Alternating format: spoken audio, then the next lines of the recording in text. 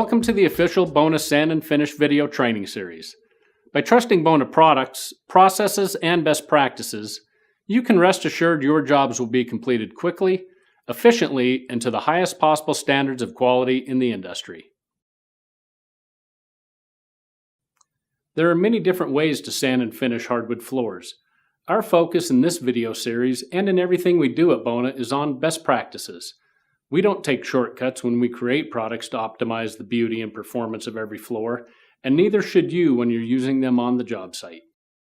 Bona offers the most advanced sanding and finishing products in the world. For almost a century, we've shown our commitment and passion for hardwood floors by offering a comprehensive system of products specifically for the sand and finish process. By using the complete Bona system on all your jobs, you assure compatibility of products and the ultimate in performance.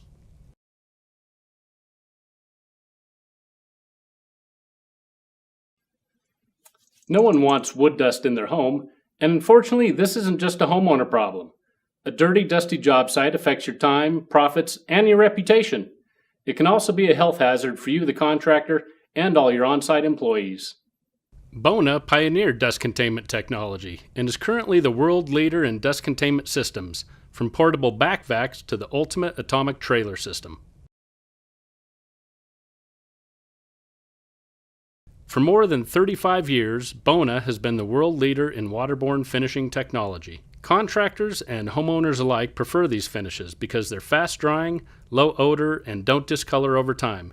They're also more environmentally friendly than their solvent-based counterparts. Bona Mega and Bona Traffic, our most popular waterborne finishes, have covered more than 3.5 billion square feet of hardwood floors all over the world since their inception in the 1990s. Of course, you want your customers to love their newly sanded and finished hardwood floors. But you also want to empower them with the knowledge and tools to protect their beautiful wood floor investment well into the future. Thankfully, Bona provides a wealth of valuable information and products to help you do just that. Now, let's get ready to sand and finish using the full Bona system. Always wear safety glasses and earplugs when working with sanding equipment and vacuums.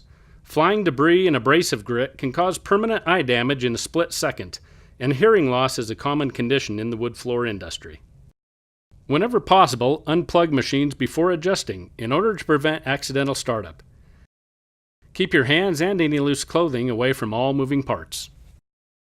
Sanding and finishing wood floors can create an explosive environment, so always keep your work area well ventilated. Avoid hitting nails or other metal when sanding, as sparks can create an explosion or fire in your sanding bag or vacuum. Properly dispose of all dust on a daily basis, and remember that most fires do not occur immediately. The key to a good sanding job is correct preparation of the machines and the job site itself. One machine out of adjustment or poor job site prep can cost unnecessary man-hours and lost profits.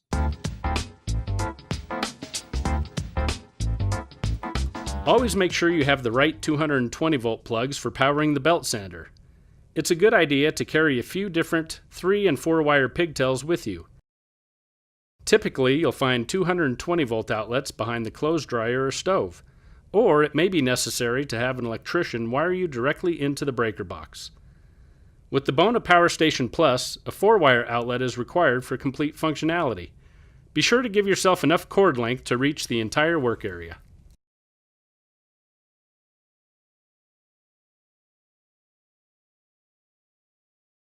No matter what electrical setup you decide on, always make sure the entire system is properly grounded on a breaker. This includes all 220 and 110-volt cords and plugs. Controlling the internal job site temperature, airflow, and humidity is very important to a successful sand and finish job. You must know where the controls are, how they work, and have an agreement with the homeowner beforehand about desired settings. In-floor air registers and cold air returns must be covered or blocked to prevent sanding dust and other debris from entering the HVAC system, or from anything being blown out of a vent onto wet finish. Be sure to check all other sources of gusty airflow such as doors and windows, and manage them as necessary to ensure proper dust containment.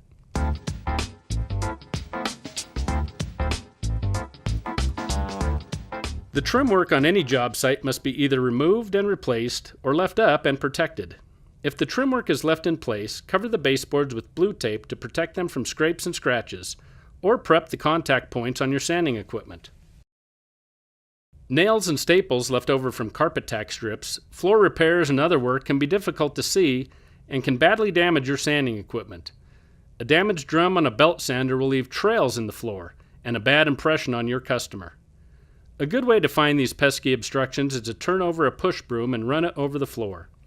A Bona mop can also be a good tool for this task, as the flat base and/or microfiber pad will catch on nails, staples, and splinters from damaged boards. Remove, set, or repair any issues you find.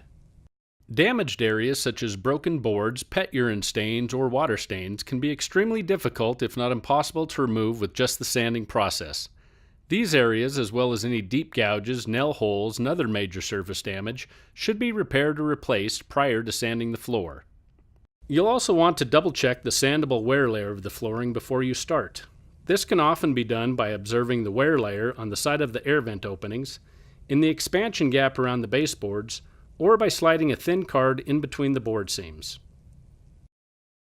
Prior to your arrival, the homeowner should have removed all wall hangings, including art, photographs, decorative items, mirrors, and bookshelves. You may also want to address window treatments, especially drapes and blinds that are in close proximity to the floor. While the effort and liability of moving large appliances is up to the business practice of the contractor, we often provide this service, especially if necessary, in order to access the power supply and to avoid pre- or post-floor damage by furniture movers who might not care about the floor like we do. An air sled, furniture dolly, or other specialized tools can be a great help to safely move large, unwieldy appliances without damaging the floor, the finish, or your back.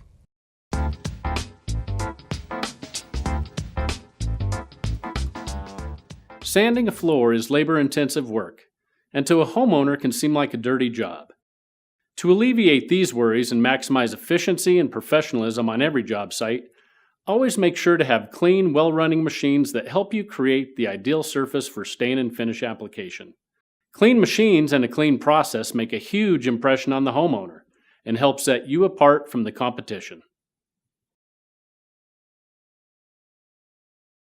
The Bona Portable DCS is not just another job site vacuum. It was specifically designed and engineered to work with hardwood floor sanding machines like belt sanders, edgers, and buffers. It delivers the optimal combination of airflow and water lift for superior suction power and airborne dust control. Even though we cleaned and prepped our portable DCS vacuum after the last job, along with all our other equipment, we'll want to give it the once-over to make sure it's ready to go for this job. Check the coarse filter and HEPA filter for damage and cleanliness. Clean or replace if necessary. Open the canister and check the Longopack setup, bag ties, and the bottom filter pad. Finally, vacuum and wipe down the inside of the canister and outside of the vacuum unit.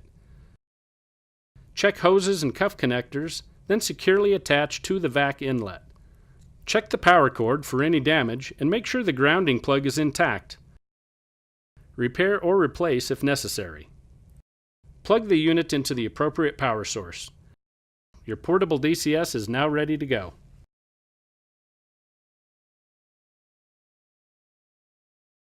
Bona belt sanders are designed to offer the ultimate in power and finesse. We understand that you're not just grinding finish off the floor, you're creating a fresh new surface to ensure the beauty and durability of the finishing system. As with the DCS, we'll want to double check the key components on our Bona belt sander to ensure that it's ready to perform on this job.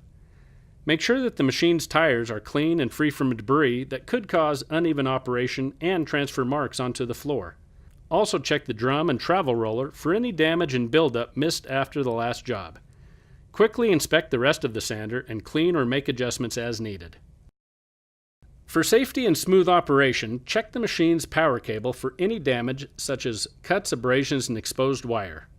Check plug connections to make sure they're secure. If there is damage, repair or replace the cord or plugs before use. Wood dust, pitch, and resin can build up on the drum, travel roller, and other internal mechanisms, including fan blades. Clean off all of these areas with a vacuum or compressed air. A solvent may be necessary to remove pitch and resin buildup. Also, be sure to check the drum for any other damage, such as chips or uneven wear. Improperly adjusted drive belts are the main culprit of machine-caused chatter when sanding floors, so making sure your belts are correctly tensioned is crucial to a quality sanding job. Drive belt should be adjusted to about a 1/4 inch flex. Adjust the drum belt first, then the fan belt. With the machine running, check for smoothness by looking at the belts from the side at floor level. Since all belts stretch with use and age, it's best to check belt tensions on every job.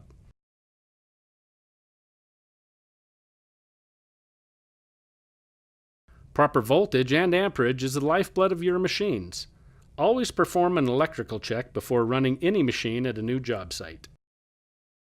For your safety and the machine's, double check to make sure the cable and sander are grounded and on a breaker. This will ensure that if you suddenly become the ground due to an electrical short or moisture issues, power will cut off immediately. Using a voltmeter, check the incoming voltage from your power source. Run the necessary length of cable for the job and measure the output at the end of the plug. The plug going into the machine should read as close to 230 volts as possible for correct and smooth operation. Longer cable runs of 100 feet or more will drop voltage over the length of the cable, which causes machines to run hot and shortens motor life. This loss in power can also cause chatter as the machine surges. Some job sites have too much voltage, which is equally as harmful to your sander due to excess heat. For long cable runs over 100 feet, use the Bona Power Station Plus on the last 50 feet of cable. For example, if you need 200 feet of cable, run 150 feet from the power source to the power station, and 50 feet from the power station to your machine.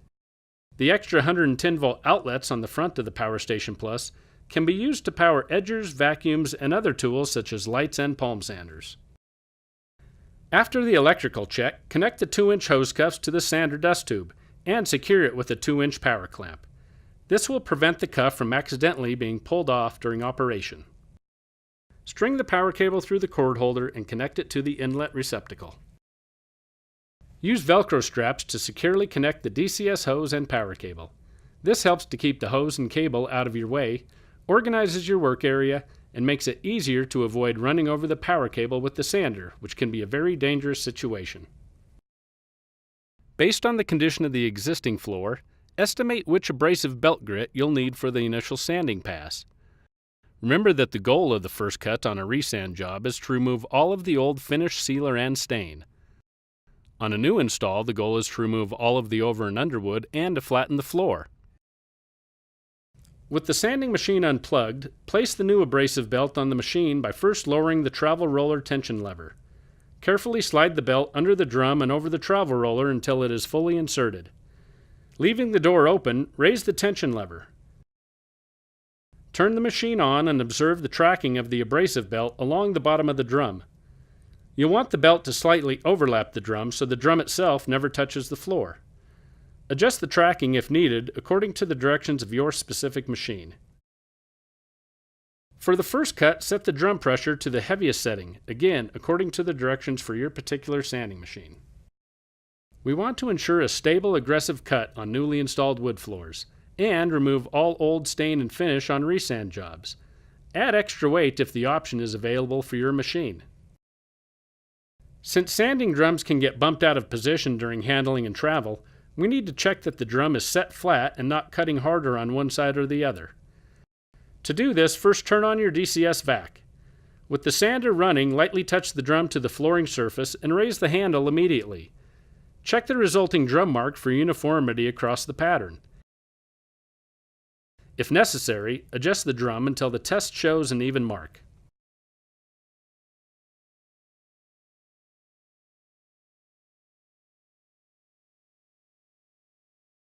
On large jobs, a waist belt can reduce upper body fatigue while operating the belt sander. Adjust it for a snug but comfortable fit and attach the quick release snap to the eyelet on the rear of the machine. Check the power cable for any damage and make sure the grounding plug is intact. Replace it if necessary. With the edger turned off and unplugged, turn it over and check the drive plate for flatness. To do this, spin the plate and observe it from the side. Look for any other damage to the drive plate and check the condition of the quick change Velcro.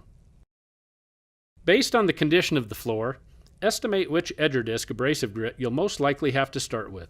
Most often, you won't need your edger disc grit to be quite as aggressive as your sanding belt.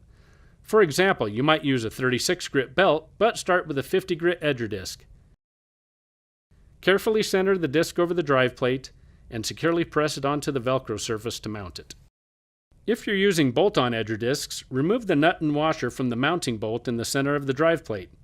Center the disc, slide it over the bolt, and hold it in place while replacing the washer and nut. Tighten the nut with the supplied key. While the machine is on its side, double-check the edger's tires for buildup and debris.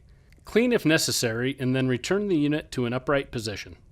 Connect the 1.5-inch hose cuff to the edger dust tube and secure it with a 1.5-inch power clamp. This will prevent accidental uncoupling of the cuff and tube during heavy use. Plug the edger into an appropriate 115-volt outlet and use Velcro straps to secure the DCS hose to the power cord. For proper use of the edger, you need to know precisely where and how aggressively the cut point is set. To check the edger's footprint or cut area, turn on your DCS and edger and then lightly touch the drive plate to the flooring surface and quickly raise it back up. Check the resulting edger mark for the set and depth of the cut. Ideally, we want the cut to be set between 1230 and 230 at the top right of the drive plate. This positioning optimizes dust pickup by throwing dust at the side brushes and into the throat of the vacuum. The depth of the cut should be around 1 inch, but it can also be narrowed for a more aggressive cut or widened for a flatter, smoother cut. You can change the set and depth of the cut by adjusting the height and angle of the chassis on the back wheels of the edger.